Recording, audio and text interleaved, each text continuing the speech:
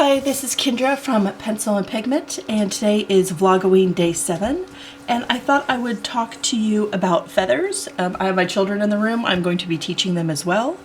I found a webpage, and it is from Cornell Lab, and it is called Bird Academy, Everything You Need to Know About Feathers. I will link this article in the description box below, but I'm going to be taking the majority of my photos and ideas and things from there just because it's so educational and informative and it's broken down so easily.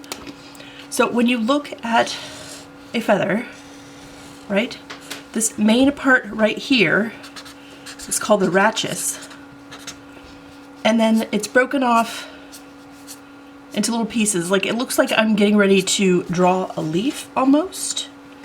But these right here are called the barbs. And the bits that come off that are the feather portions, these are called the barbules. I will throw up a photo to show you. These are the parts that make up feathers. Now, if it is like a downy feather, one of the feathers that is kind of underneath all the other flying feathers, here is its barb, and then everything that comes off of it are the barbules, and these are the ones that kind of go in every direction because it's such a soft little tiny feather. The barbules. Now there are tons of different types of feathers. You have the wing feather, the down feather, tail feather, contour feather, the semi-plume, and there's bristles and filiplumes. So all these different types of feathers do different things. The wing feather, which is the rachis and the barbs, and they're showing you an Amazon parrot for coloring. It's very, very beautiful. This, you know, it helps them fly. The tail feather also has the barbs, the rachis. This is a ruffed grouse. So this also helps birds, whether they fly or don't fly. So some birds have tail feathers that don't fly at all. The contour feather, this is a helmeted guinea fowl. This is really cool. And you can see all the different parts within the illustration here. The semi-plume, so there's no hooks or barbules. It's just sort of fluffy. And this is a northern cardinal with those colorings. There's a down. It's a Canadian goose. These are very loose sort of branching structures. They're short. They're positioned towards the body. The down feathers help trap in heat. You could buy down pillows, things like that. The filiplume, these are like whiskers. They function like a mammal whisker. And they move along the contour feathers. This one's a common porwheel. Here's the bristle. And it lacks, you know, the barb branches. And this is found on the head. And it protects the bird's eyes and face. So, all the different feathers do all the different things. They help with flight. They help with displaying and finding mates and adding to their coloring. And to show you what they look like, they help with insulation, keeping them warm. They're weatherproofing, you know, helps them grooming, preening. It keeps some of them waterproof that need to be waterproof. Here's a little picture of how feathers actually develop if you're curious of those stages, which can be very beautiful. Here is an evolutionary stage of how bird feathers develop, how they evolved. It started out as a hollow tube, and then it got barbs, and then it got the rachis and the barbules, and it just kept going. So a lot of this comes from like dinosaur stuff. There are some unique birds. There's a bird that like hits its wings against itself to make sounds to attract mates. So sometimes feathers can be shaped for noise. These are very, very beautiful feathers. I thought we would go back to one of these and look at, let's look at the wing. Because when you're drawing portraits and pictures of birds, it's the colorful feathers that you typically see the most. I'm going to grab a fine liner. This is the Copic Multiliner SP at 03. What I love about drawing feathers is that they don't have to be symmetrical. Like everything in nature, one side doesn't have to be perfectly matching the other side. And I'm absolutely here for that. Like, I don't want things to be matchy-matchy. I think it's boring. I don't think it looks realistic.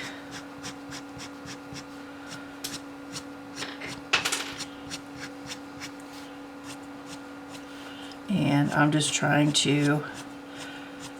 It's a lesson in patience if you're doing fine liners. You want them to be really, really close together, depending on the shape. And then as it gets towards the end, they kind of go cattywampus and start going different directions. So this is the rachis right here, or the calamus, sorry. The calamus is the end, the rachis is in the middle, and these are the barbs. And then it just starts getting a little crazy and they get a little shorter.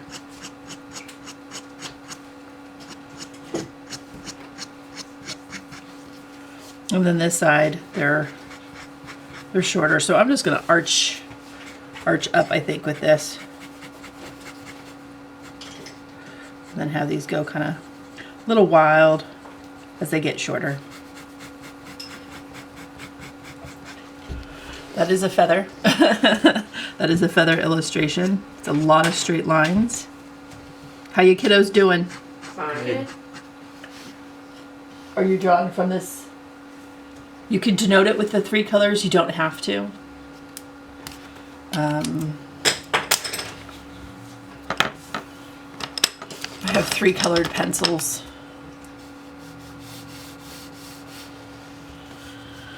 This is the Polychromos. I just grabbed 3. But if I wanted to denote the different colors, I could do the dark blue over here. You start from the middle and pull out. The middle will have the thickest of the line, and the tip will have the thinnest. And it'll look kind of more realistic to a feather. And then they get kind of wonky, and they go in different directions, and then they get a little shorter. And then practice, if you're using colored pencils, practice line weight and value. So press down harder on some of the lines, lighter on some of the others. You really want to see the individual barbs of the feather.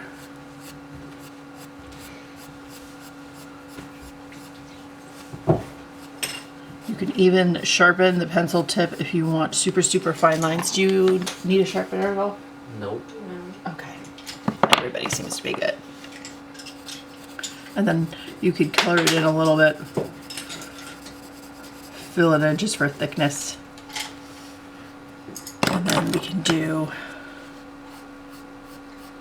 green on this side. I am inventing a feather color here, because why not? Artistic licensing, that's what they call it.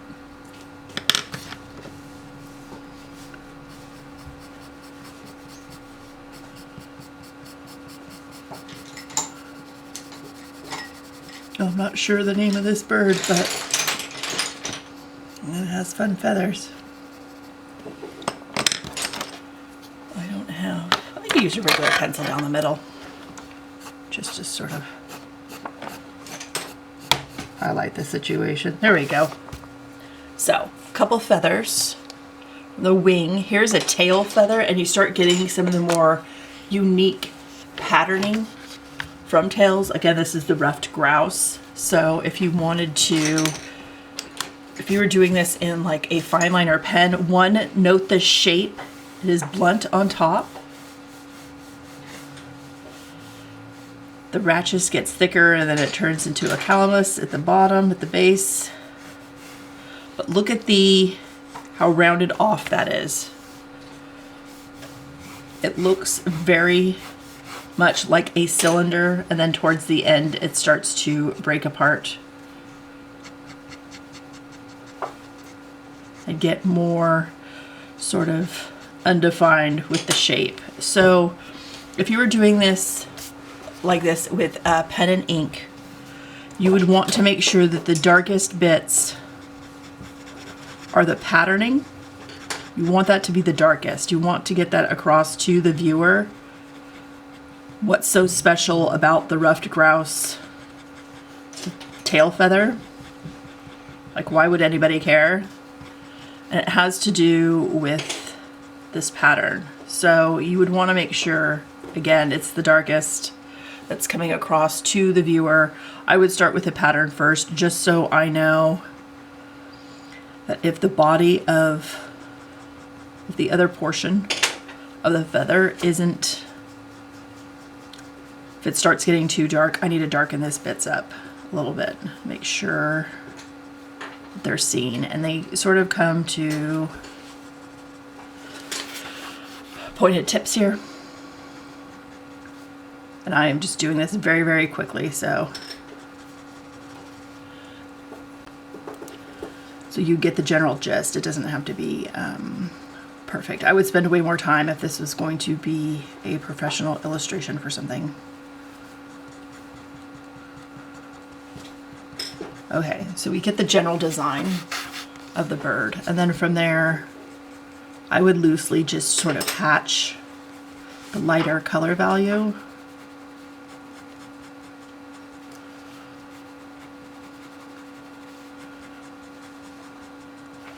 And it seems to be at an angle, so I am angling my hatches towards the ratchets, the center stem. Look at item.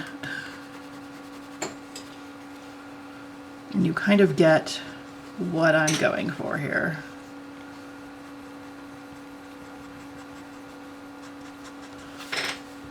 And this is how I would sort of denote this with just a fine liner. You do lose some of the information if you're just doing black and white. If you're just doing pen, if you're just doing pencil, you're not getting the color information of all the browns. It's like a burnt sienna, sepia, and then it gets into like a really pale, warm gray at the tip. You lose that, but if you are a fine liner artist or illustrator, or ink is your thing, make sure you're pulling out the most important pieces of information of the feather, and that would be the design and the texture.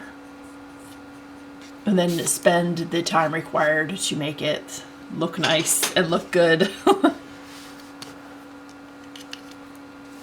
Hi. Oh, those are looking good. Contour feather. This is another fun one just because of the color and the shape. So I'm going to do this in differing colors because unless you can hand me a dark brown. Can you find a brown for me? This one? Thank you, sweetheart. Okay. That one's good. Okay, so I am using walnut brown. I do love walnut brown. Okay, so for this one, again, it has polka dots. So I would kind of start with a center stem, which again, the ratchets. And then I would try and figure out, I would sort of pull out the circle shapes, those weird sort of, they're teardrop shapes. I would draw those. There's some ovals, there's some sort of diamonds. Some of them are bigger than others. Some of them are closer together than others. I would try and pay attention to the patterning of that and pull those out first, just so I don't color those in, because if I don't, I might forget. And again, it's easier to add more color than it is to take away with colored pencils. So here is sort of the basic shape. Let me zoom in here. All right, here we are zoomed in. You can see what I've done a little bit better. Some of the little spots move across the main stem thing here. Now, and then I would try my best to draw the lines. It doesn't look like too many of the lines go through these little polka dotted patterning of the helmeted guinea fowl. But the feathers definitely extend beyond the points. And this is just one of those things where you kind of have to go line by line and then clean it up and take your time and make sure you're doing a good job. And then from here it looks like it gets a little bit more spacious, and then it gets a little wild. So, and wild means, you know, they're not going the same direction, they're not the same width. So I would start with a lighter layer and then add some darker ones and fill it in till it starts to look a little bit more realistic. But these is like the beginning stages of how I would draw this type of feather, in case you were curious what this would look like with a colored pencil. This is definitely one of the colored pencils I'm gonna need like an extender with soon. An extender or a pencil holder. It's getting real short here. But again, with animals, with nature, with drawing, stuff like that, having a really good amount of brown. Now it looks like the top part's darker and then it gets a little bit lighter. Now I know these are digitally drawn. Somebody probably did this in Illustrator or Procreate or something. But because it's very, very uniform. So I would press down a little darker at the top and denote that that's darker. You know what I'm saying? So you can see that, and then as I get towards other portions, I would lighten my hold on the colored pencil so it gets lighter. So you can really see the value range within this feather as it goes from dark to light. That's not enough, clearly, but you're starting to see what I'm laying down. And again, some of these things just take time to fiddle with, to play with. Sometimes it helps to hold things at a distance, like leave the room, hold it up, and then come walking into the room and then see it from a distance, and you can see like, wow, that needs way more shading, way more work to incorporate the dark into the light. Make sure that I really singled out those ovoid sort of shapes that make this feather unique. That I denote that, the importance of that. That's what makes this feather this feather. So being able to see that. Or you can draw the whole thing upside down. There's different things you can do to train your eye not to try and draw it the way your mind thinks it should look, but the way it actually looks in the reference photo. You can grid things if you like, but this is sort of the beginning stages of how I would do this feather. So that pen broke. That is a fun contour. And then you get in like the semi-plume. Here's the northern cardinal, and they start to get more wild. So with something like this, if you were doing this feather in colored pencil, this is like a very geranium red. It's a very blood orange to a very cool gray. What I would do, and again, I have the brown in my hand. As I draw things that are wild and crazy, you kind of want to lay down, you may want to like shade a little bit of base color in there just to fill it in. Just a little bit, like sort of undercolor it a little bit. And then start doing the individual